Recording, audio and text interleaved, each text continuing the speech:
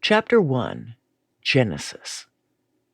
The book of Genesis, the first chapter of the Old Testament that started it all, tells the story of Adam and Eve, who God created and gave a home, the Garden of Eden. In this garden, every color and shape of flower bloomed in abundance and never faded. It was filled with shrubs and trees, bearing myriad delicious fruits, always in season, from which they could derive sustenance. All the inhabitants seemed to be vegetarians, by the way, even the lions, who lay down with the lambs instead of devouring them. We, their descendants, are now exiles from this garden, the story goes, this garden that personifies beauty and peace. We were exiled from this garden, for which we forever long, by an angry God, for a stupid reason. That is how it seemed to me, anyway, when I heard the story as a child. The thing that really bothered me was the tree, the only one whose fruit the people were forbidden to eat. It was the tree of the knowledge of good and evil.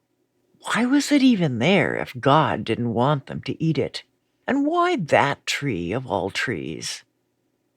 Being told to be good and scolded for being bad was the central experience of childhood, the most important thing I was expected to learn. So I did not understand why, of all the fruit in the garden, the one that imparted the knowledge of good and evil would be forbidden. Since it was so crucial to learn the difference between good and evil, why wasn't it the fruit they were encouraged to eat first? The snake who offered Eve the fruit was supposed to be the bad guy, but he was offering knowledge. Knowledge was a good thing. That's why I was going to school. Eve was the one most eager for knowledge. Why was that inferior? You were supposed to be eager for more and more knowledge, so you could get good grades and go to college and become a veterinarian and help animals. Then the story got weirder. After Adam and Eve ate the fruit, their reaction didn't seem to have anything to do with knowing good from evil. What did good and evil have to do with not having any clothes on? Why weren't they realizing something about murder or Nazis or slavery? It may seem odd to you that so small a child was concerned with Nazis, or that she even knew the word. If you lived in my family, it would not. My grandmother lived with us, and so my parents had to explain to me why they disconnected the doorbell, why it frightened Nonna. For several years during World War II, my grandmother hid in a neighbor's attic in Milan because she was unable to flee the country. Her neighbor who hid her had arranged a signal. If the Gestapo came to the door, she'd ring a buzzer like a doorbell, so my grandmother could jump from the third-floor window to her death, rather than be carted off to an extermination camp. My grandmother was not Katniss Everdeen. When this horror came upon her, she was the middle-aged widow of a man who'd owned an office supply store, a kindly woman who thought things like table manners were important. Don't take my word for her goodness, though. Take the act of her neighbor, who risked her own life, who broke the law to save a Jewess. I use that odious term deliberately because they used it. It signifies something not human, a female animal. Have you ever heard a woman who follows the Christian faith referred to as a Christianess? I know you haven't because no one ever said that. They do say lioness, tigress, and to the eternal shame of my country, they also used to say negress. The people who said these things were not atheists. They were people who claimed God justified their denigration of others. I agree with the Notre Dame School of Law that law has a relationship to morality and ethics, but it is sometimes an inverse relationship. My grandmother was hiding in an attic, wondering each day if this would be the day the buzzer would ring, the day she would fling open the window. There would be no time for thought. Say a prayer for courage to a God who would do nothing as she leapt to her death. all because some people had made a law. It was she who was the criminal under that law, not the men hunting her. I know that a religious person would say that God saved my grandma. I have seen them do it on the evening news. A devastating storm has leveled a tiny southern town. Some of the residents are dead or still unaccounted for. The reporter interviews a survivor who is standing amid the rubble that was once his home, now a total loss. Reverently, he points out the one remaining part of the structure still standing, a post with a cross hanging on it. A sign from God, a miracle. If that is what the supreme master of the universe, the guy with the power to control heaven and earth, if he existed and that is what he did, then he is a sadist. The lonely post with the hanging cross is not a miracle, it's a big fuck you. It was circumstances such as those, and worse, that made me ask the question as a child: if God does exist, then is he evil? God could have saved every person exterminated by the Nazis, every person who has been and is being similarly victimized the world over. For me to believe God spared my grandma, I would have to believe her singularly deserving for some reason. She was an ordinary, decent person who found herself in extraordinary peril, not more worthy than those who had worse luck. So what did she do with that life? Marked for salvation, plucked from the carnage? Emigrate to America after the war to live with my mother, and later my mother's husband. Do housework and help raise a child who is an atheist at this very moment, sitting at a keyboard, typing words, denouncing God. They say God works in mysterious ways, right? My grandmother was able to immigrate here because of a visa made possible by what the demented President of the United States now denounces as chain migration, which is the ability of people to bring their relatives here. It was how my mother came too, alone at age 14, an unaccompanied minor, a refugee who barely escaped the clutches of the fascists. The United States let her in because distant cousins she'd never met were able to sponsor her, just as the president's self-involved wife did with her own parents.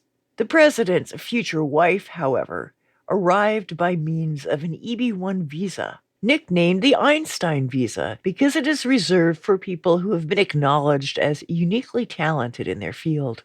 Melania Trump's talent is to pose for pictures in costumes whose main feature is to reveal almost every part of her sexy body, or in others where she is completely naked.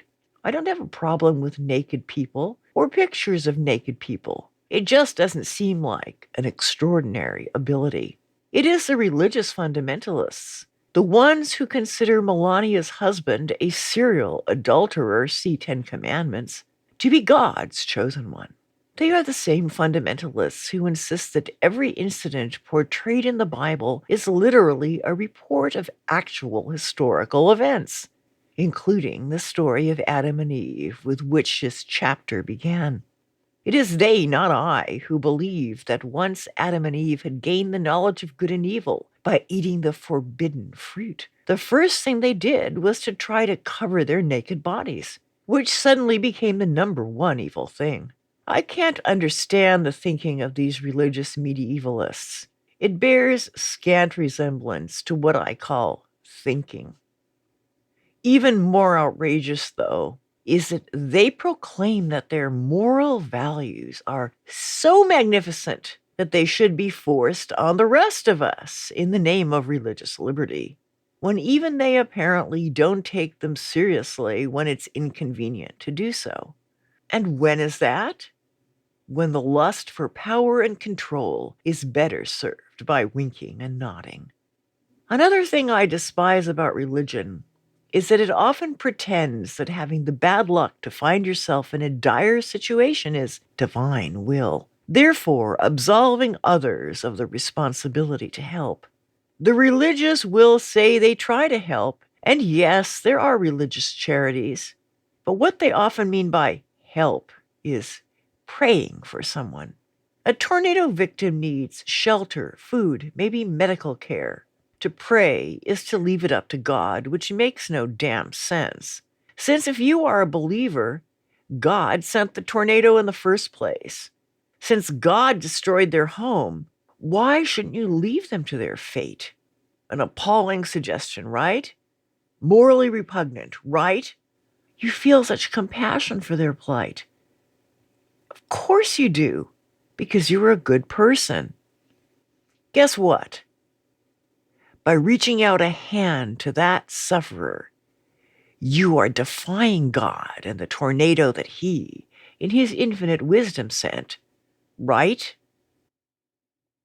William Barr is not a religious medievalist. In his speech, he said, "Scholarship suggests that religion has been integral to the development and thriving of Homo sapiens since we emerged roughly 50,000 years ago. It is just for the past few hundred years we have experimented in living without religion. What emerged tens of thousands of years ago is evidence of ritual burials, an indication that we alone among all animals were grappling with the question of our own mortality. The religion that Barr insists provides the ultimate utilitarian rules for human conduct is only a few thousand years old. We would not have made it to that point without a moral impulse. The ability to form societies is what enabled our survival.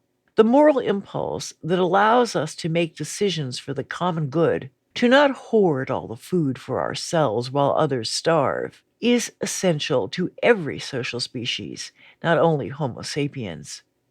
We imparted this morality to religion. Religion did not give it to us. We had it long before it ever occurred to us to explain the world around us by imagining supernatural beings. My point is that religion is not a prerequisite for being good. The men who would have come to the door to seize my grandmother would not have been atheists, nor were the people who made her very existence a crime. They were people of the same religious tradition as the Notre Dame School of Law and of William Barr. Nor am I saying that following this faith tradition is what makes William Barr or other fascists into moral monsters. The neighbor who saved my grandmother was also a Roman Catholic. So were the men who hid my great-grandfather that I never met, whose age and infirmity left him too weak to flee, thus requiring my grandmother to also remain, so he would not be completely abandoned by family. She could not hide where he was hidden. It was a monastery. Those monks followed their moral impulse instead of their pope, who told Mussolini that the church had long seen the need to rein in the children of Israel and to take protective measures against their evil doing. The monks understood that there was evil being done, but it was not my great-grandfather who was doing it. My grandmother could only visit her father late at night, traversing the alleyways, disguised in rags as a homeless beggar, pretending to be deaf and mute so her voice would not arouse questions.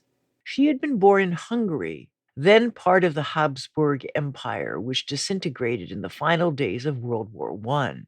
The multicultural city where she lived, the fifth most important seaport on the Mediterranean at the time, was occupied both by Italy and the emerging Kingdom of Yugoslavia.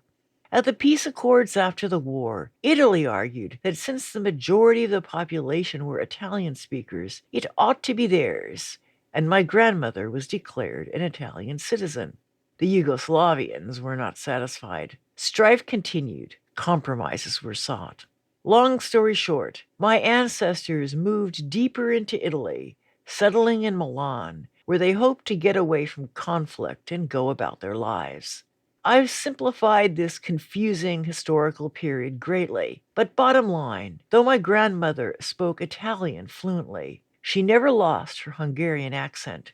In what had since become a fascist nation, in yet a new time of war, this could raise questions, followed by demands to produce identity papers. That would lead to arrest and deportation to a camp for the ethnically unacceptable. From the way that Pope and other Christian persecutors of Jews in Europe spoke, one might think that Jews were some sort of interlopers who showed up and caused Christians trouble. Rome conquered Judea in 63 BC, generations before the date Jesus was supposedly born, at least a century before the Christian religion began. Judeans, for whom Judaism was their local religion, spread out across Roman Europe before a single inhabitant there was ever Christian. You might imagine that I don't give a fuck who has papers and who does not. People seldom leave their countries on a whim. They are fleeing an unbearable situation. They have no desire to invade anyone or harm anyone in their new home. They just want to raise their families, make sure their children are doing their homework, discuss what to have for dinner, and live in peace. What is wrong with the people who won't let them? It seems to be racism, and that is not moral. Right now, their hatred is aroused against refugees from Central America.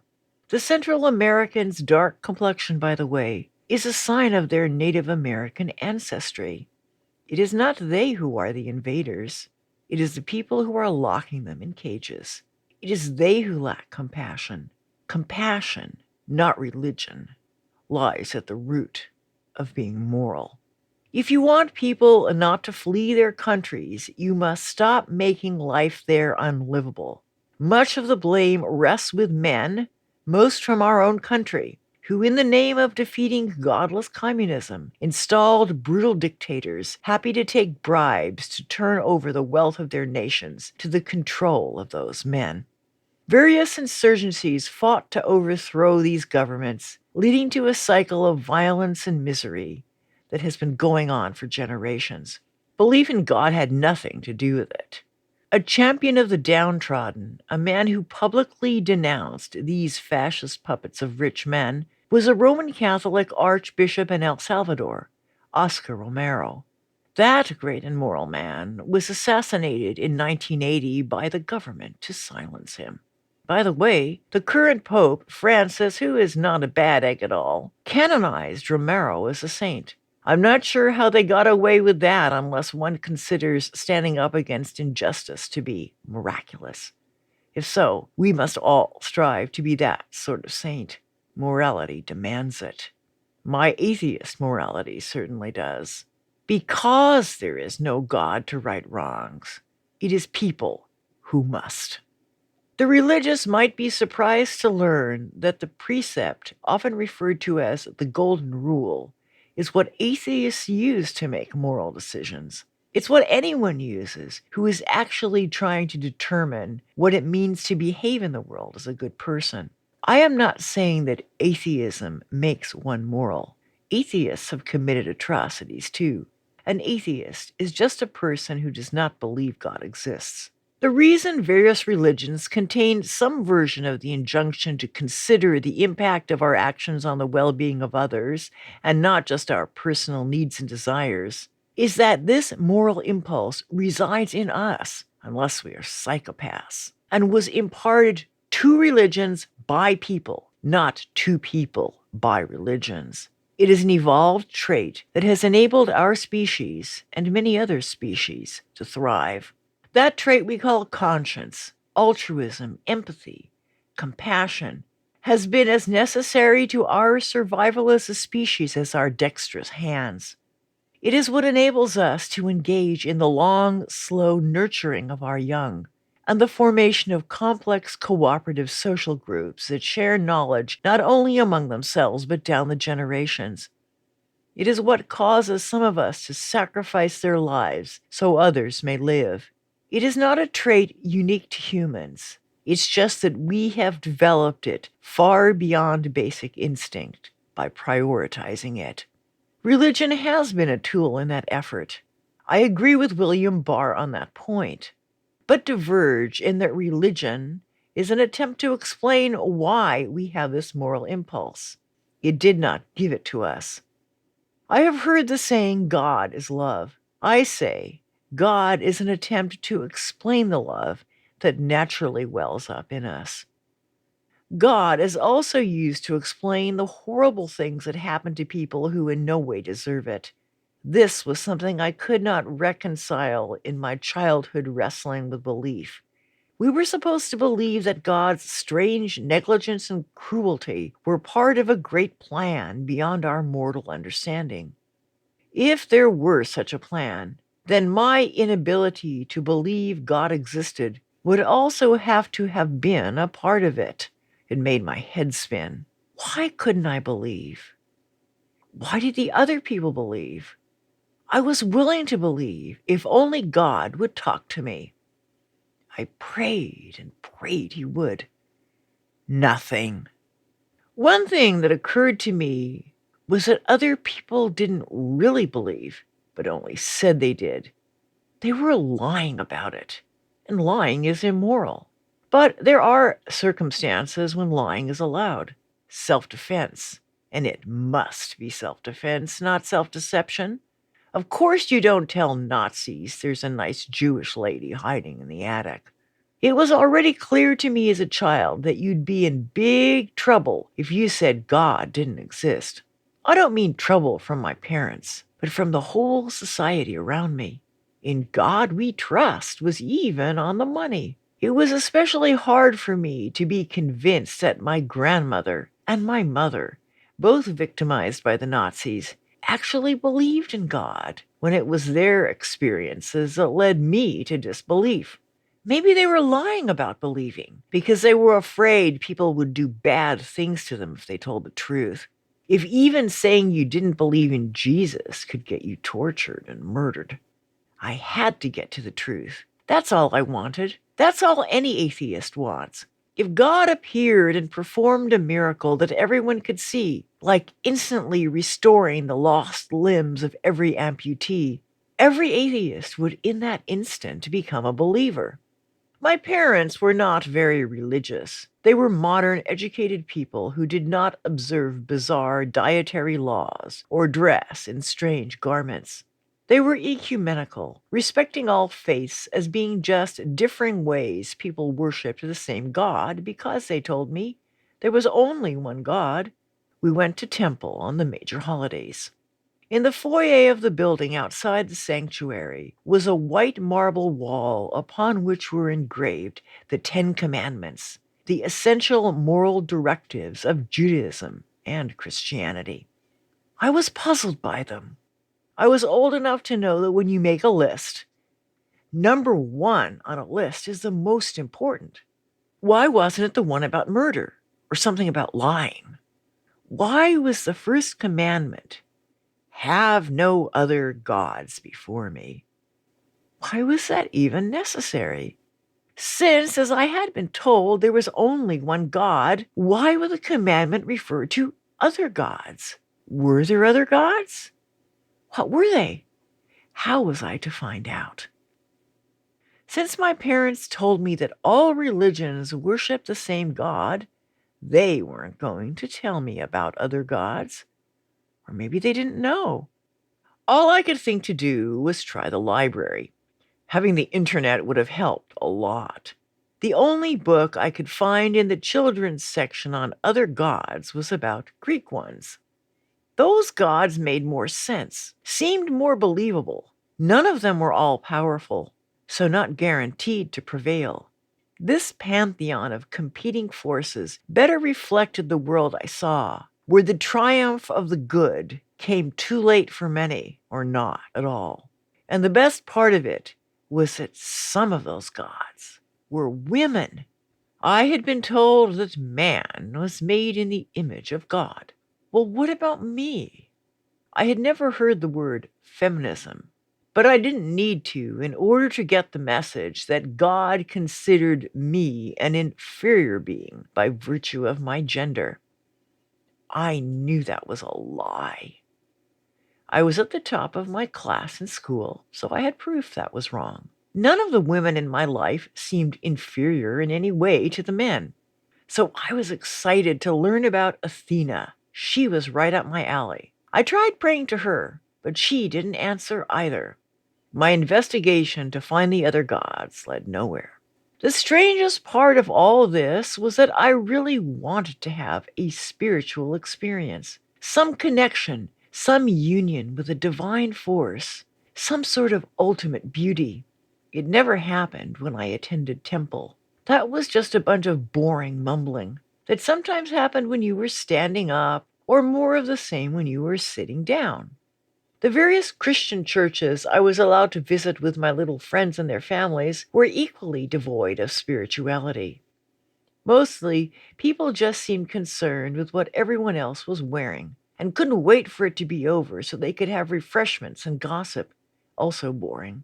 In my small town, there were no religions but Christians and we few Jews, so I never got to attend ashrams, mosques, or anything like that. Ironically, the most outre service I attended was at the Assembly of God, evangelical fundamentalists.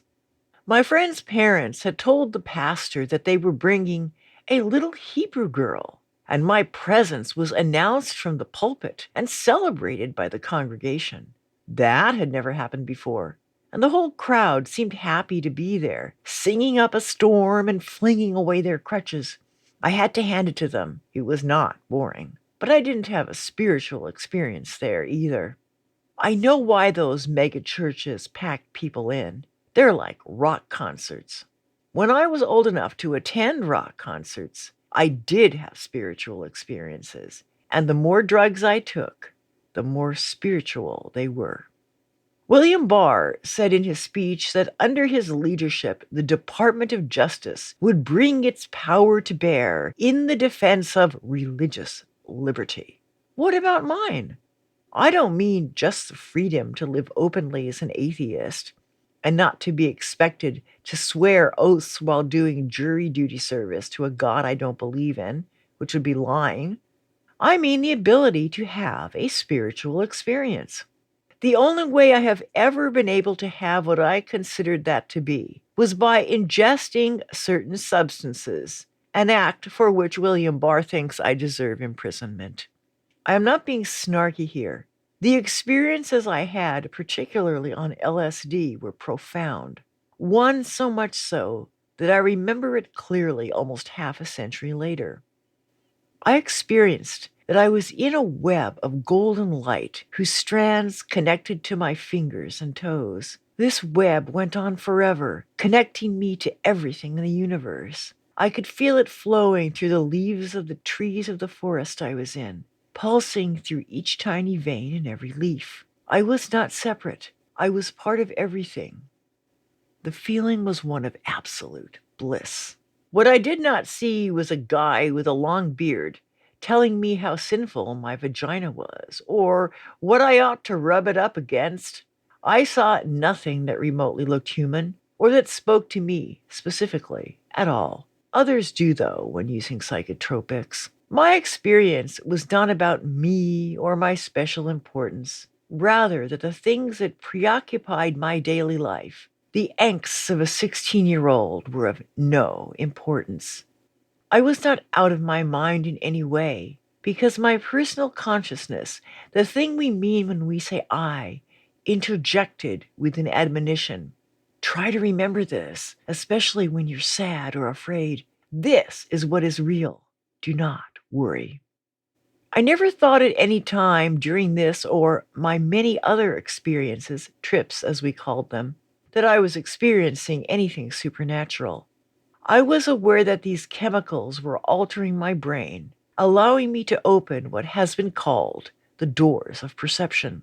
Perception is right. My experience actually comports quite well with the understanding of astrophysics, a subject way over my head, that the universe is nothing but energy. Or, as a famous song by an artist who certainly took a lot of trips said, we are stardust. We are golden. The experience of being isolated individuals, of seeing certain colors, not others, all are a function of the physical structure of our brains and the rest of our body that determines what is possible to perceive.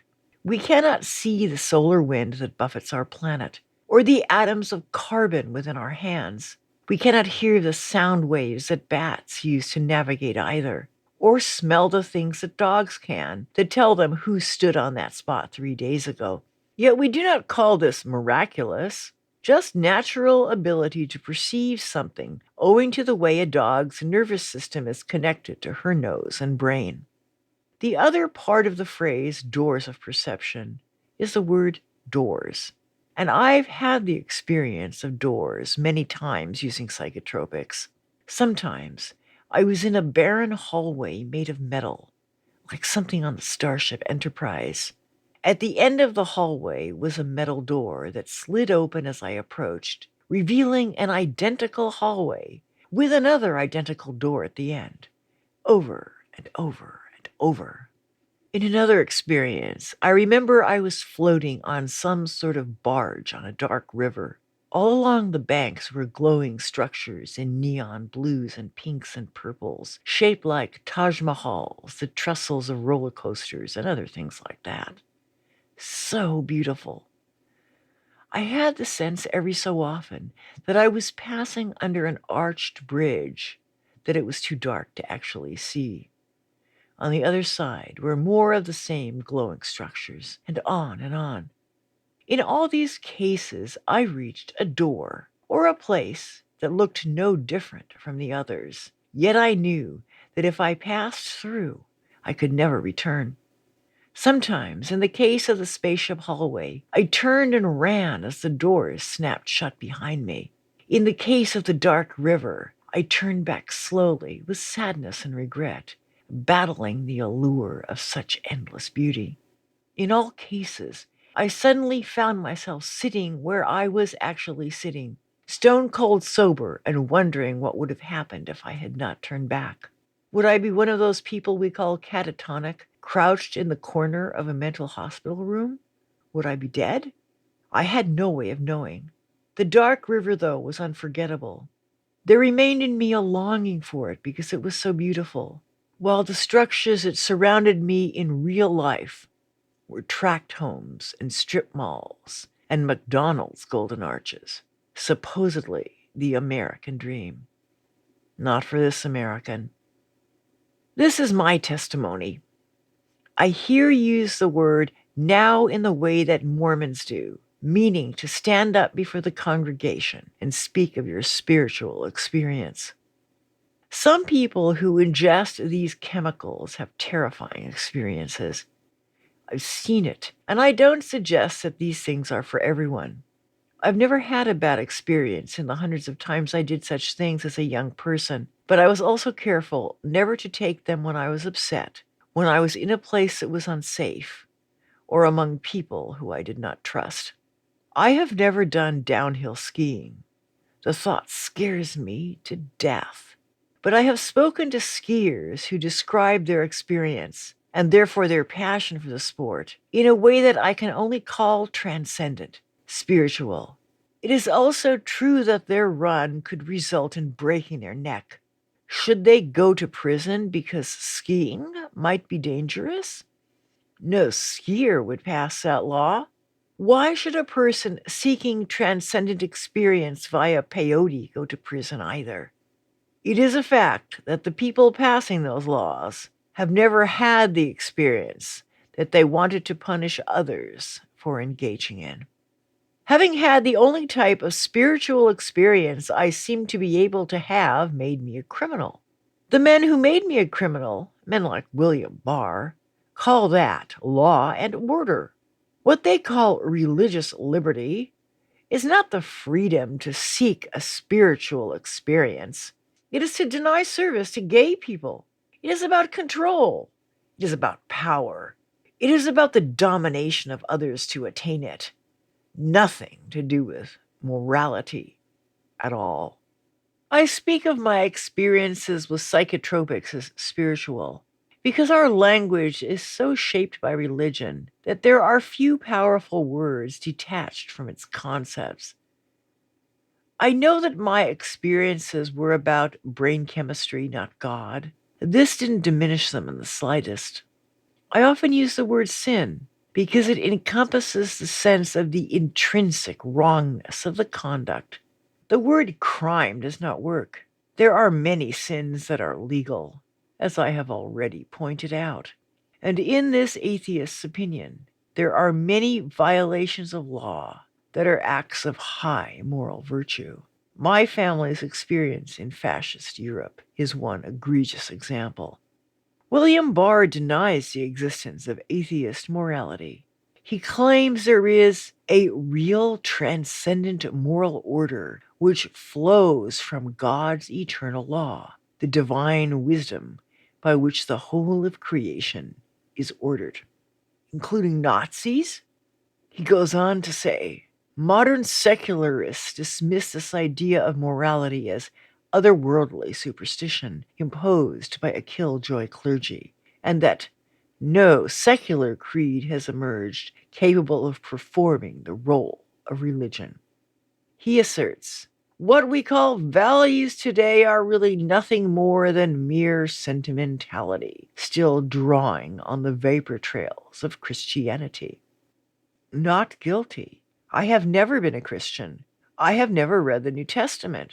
I've heard snippets quoted here and there. My ancestors' religion originated the Judeo Christian moral standards that Barr calls the ultimate utilitarian rules for human conduct.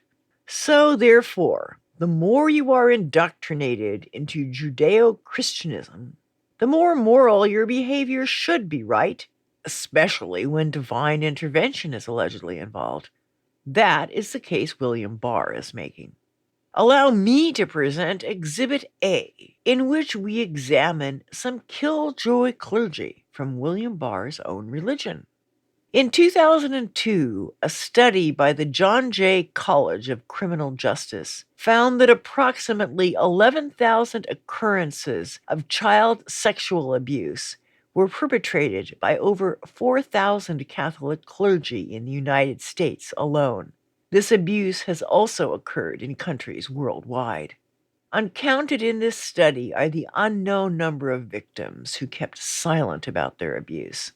These numbers represent people, each and every one, who had their lives changed forever for the worse, and whose suffering is obscured by such statistical recitation. I have listened to survivors, many now people my age. They have struggled courageously to move forward, but they are not quite whole. There is no cure for post-traumatic stress disorder. There is only a life of coping. In this case, with something that was allowed to happen because of the immoral decisions of men in gilded robes who demand that others pay reverence to their sanctity. It is important to note that these perpetrators and those who covered up their crimes were not ordinary parishioners. They were those most highly imbued with religious belief, the ones with the most rigorous religious participation, subjected to lifelong religious teaching. That didn't stop them from being child molesters.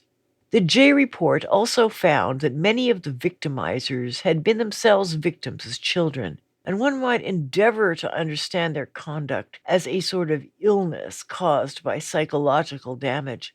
That may well be too generous, but I can't help but feel that there is something deeply deformed in these men. When I say deeply, I am not thinking of those with sexual desire for 16-year-olds. I am thinking of the 4-year-olds. A 2019 Associated Press story shows a picture of two little girls kneeling by their beds in their nightclothes, heads bent in prayer. The year was 1968, the place Waterloo, Iowa. The smaller of the sisters was Katie Bowman. Shortly after that picture was taken, the article reports, Bowman's parents welcomed into their religious home 3 priests who molested her, she said, starting when she was around 4, a few months after this photo was made. No excuse whatever exists for the church leaders who covered it up, the bishops, archbishops, cardinals, and popes. A 2018 report by a grand jury in Pennsylvania that investigated cases in that state found that church officials followed a playbook for concealing the truth. The Attorney General of Pennsylvania, whose office initiated the investigation, said in a news conference, they protected their institution at all costs. As the grand jury found, the church showed complete disdain for victims. Those who put themselves forward as moral guardians were without compassion for the powerless. They used threats and psychological coercion, even spiritual coercion, not only to force victims to submit, and these victims were good Catholics, well trained in the art of submitting to clergy, but also to keep silent about the wrongs done to them. The abusers even told some victims that it was their fault, and God was angry at them for leading his priests into temptation. According to the National Sexual Violence Resources Center, only 12% of incidents of child sexual abuse in society as a whole are reported. Other studies place that number as high as 30% reported. If that ratio holds for abuse perpetrated by clergy, the number of victims is far larger than the 11,000 figure cited by John Jay. It is an act of courage for survivors to come forward, especially the men, owing to the added stigma that their religion places on sexual activity between males, a sin even when between consenting adults. This added the weight of sin atop the already severe burden of having one's sense of self crushed by bodily violation. In a secret archives in the Vatican, the records of clergy sex abuse go back centuries. Scholars who have had access because they are or were ordained clergy involved in the church's internal legal arm that enforces canon law reported that it was official policy to keep the abuse secret, to transfer priestly offenders to other parishes, whose members were completely unaware that complaints had been made against the priest in their former posting. The church did try sending repeat offenders to secret treatment centers, but there seems to be no cure for this what? Words fail me.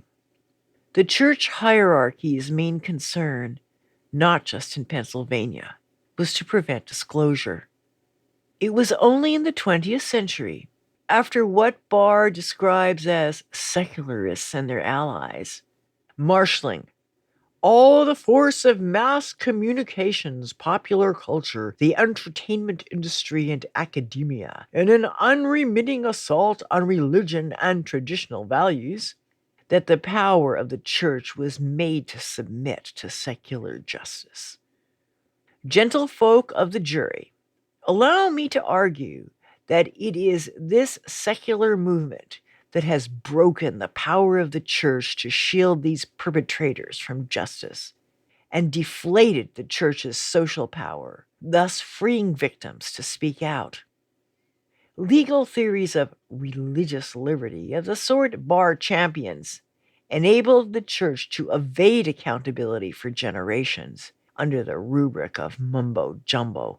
Damn straight we're assaulting that. Do you know when the Catholic Church abolished its centuries-old policy of covering up clergy sexual abuse?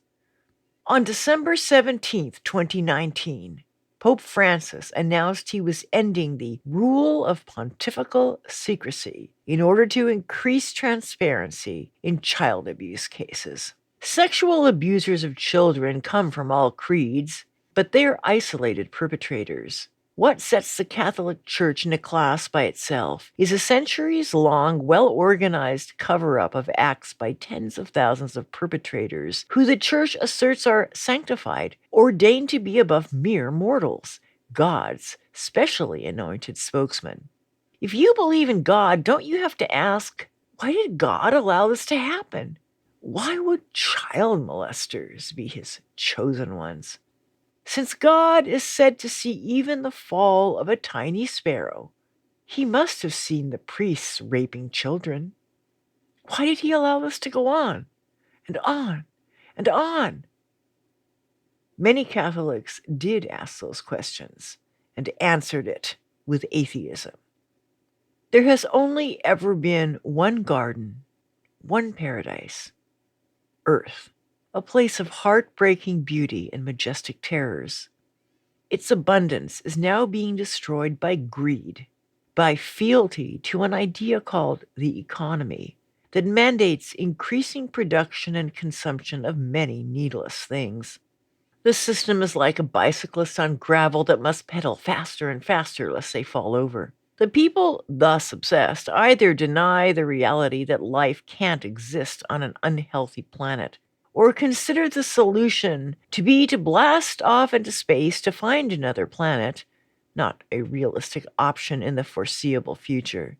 And then there are those, the followers of William Barr's God, who feel entitled to destroy the earth because they are the righteous who will be carried up into the sky, not by a spaceship, but by a miracle, and transported to heaven that does not exist.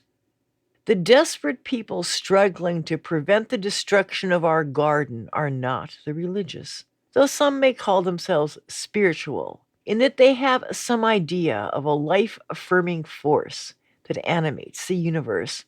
I cannot say whether such a force exists or not, but it sure as hell isn't a guy that appears as a pillar of fire and turns one person among a small band of fleeing exiles, a woman of course, into a pillar of salt because she gazes back upon her home as this supreme being incinerates the rest of the population because a mob of men wanted to rape a couple of male travelers and refused the offer of the one righteous man, Lot, allowed to escape the city with the females he owns, to instead rape his daughters, which would have been fine.